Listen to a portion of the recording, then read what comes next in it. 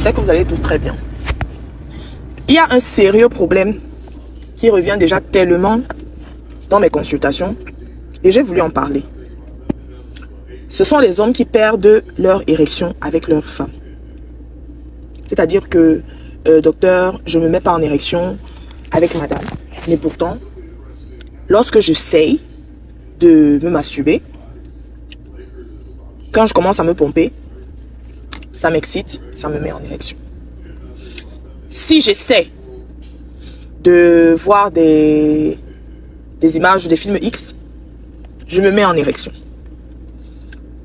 Si j'essaie, je ne vais pas le cacher, que certains le disent, c'est pour aider, hein, parce que vraiment, les états d'âme, s'il vous plaît, on n'en a pas besoin, c'est pour aider. Les gens souffrent, les gens ont des problèmes, les foyers se brisent, les enfants souffrent de la séparation de leurs parents. Donc, permettez-moi de dire des choses telles qu'elles sont. Les gars disent également, quand je vais voir ailleurs, il n'y a pas de problème. Il y a beaucoup de femmes qui vont se verser dans la vidéo maintenant et dire que oui, quand tu n'aimes plus, dis que tu n'aimes plus. Quand tu... C'est parce qu'il n'aime plus. Pourquoi avant il se mettait en érection, maintenant il ne se met pas en érection? Il y a tellement d'éléments qui tournent autour de l'entretien de la sexualité d'un couple qui font que... Pardon.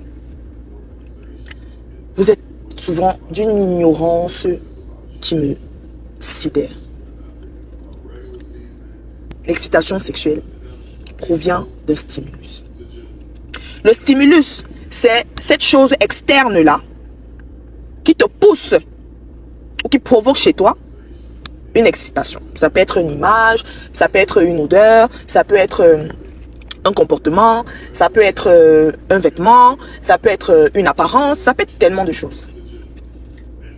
Et vice-versa. Ça veut dire que et chez les hommes et chez les femmes. Maintenant, selon l'organe sensoriel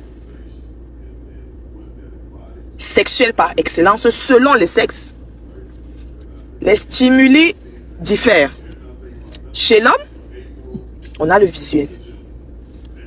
Est-ce que vous comprenez? Chez l'homme, on a le visuel.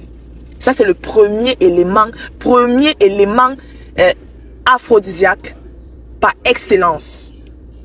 Chez l'homme, c'est le visuel. Ça veut dire que si un homme ne se met plus en érection avec sa femme, ça veut dire que le visuel n'est pas bon. Et c'est sans débat. Je dis que c'est sans débat. Vous ne voulez pas souvent accepter la vérité. Mais moi, quand je parle, je suis attristée. Ça ne m'amuse pas. C'est-à-dire que... Pourquoi les gens veulent se marier sans penser qu'ils feront des efforts? Pourquoi les gens veulent se marier sans penser que il faut bien vivre en tenant compte des besoins et des sentiments de l'autre? En tout cas, j'espère qu'à travers ce que je viens de dire, je ne vais pas pousser la vidéo plus loin.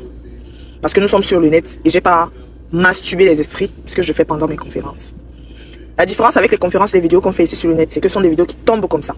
Des petits bouts, des petits bouts, des petits bouts. Vous ne pouvez pas forcément appréhender. Vous ne pouvez pas forcément, comment on dit, acquérir. Vous ne pouvez pas forcément comprendre. Parfois, parce que les esprits ne sont pas préparés. Je suis bien consciente de cela. C'est pour ça que le 30 mars 2025, c'est pour ça que le 30 mars prochain, c'est-à-dire le mois prochain, là, dans un mois, on a une conférence sexuelle thérapeutique. Quand je dis thérapeutique, c'est que ce n'est pas une conférence éducative. C'est une conférence durant laquelle, au sortir de là, vos vies de couple seront changées. C'est une conférence pendant laquelle on va vous mettre face à vos responsabilités mutuelles. C'est une conférence pendant laquelle on va consolider vos mariages, on va consolider vos couples. C'est une conférence pendant laquelle on va vous aider à vivre un célibat épanoui.